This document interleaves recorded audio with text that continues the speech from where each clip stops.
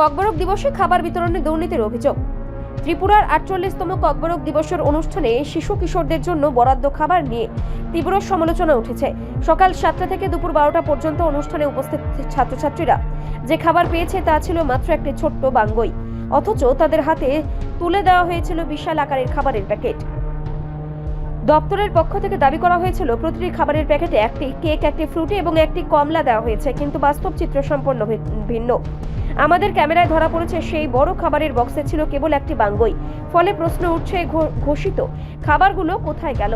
সূত্রের খবর অনুযায়ী প্রতিটি খাবার প্যাকেটের জন্য বরাদ্দ করা হয়েছে ২০০ টাকা, কিন্তু বাস্তবে ছাত্রছাত্রীদের হাতে পৌঁছেছে মাত্র কয়েক টাকার খাবার। তাহলে এই ২০০ টাকার খাবার বাজেট গেল কোথায়?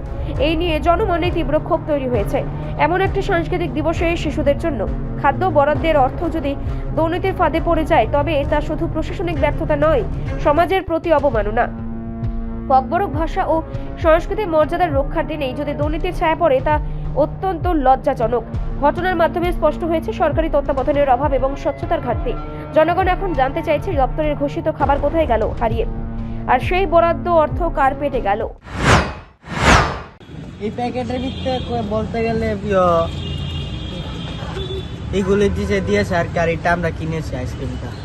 এই এটা শুধু বাঙ্গি শুধু দিয়েছে? হ্যাঁ, আর বাঙ্গা দিয়েছে আর কমলাটা দিয়েছে, বাস এটুকুই? হ্যাঁ, এত বড় প্যাকেট? হ্যাঁ, মানে আমাদেরকে একটা একটা করে দিয়েছিল, আমরা প্যাকেট নিয়ে তারপর আমরা এটাতে রেখেছি। তারপর সকালে কটার সময় এসছো? সকালে আমরা 7টার সময়। এখন কটা বাজে? এখন কয়টা বাজে? এখন মনে 1:50, 12:50। এতক্ষণ যাবত শুধু একটা বাঙ্গি দেওয়া হয়েছে তোমাদের? হ্যাঁ, তারপর সকালে ফ্রুটি আর কেক। রিপোর্ট, সংবাদ প্রতীক্ষা।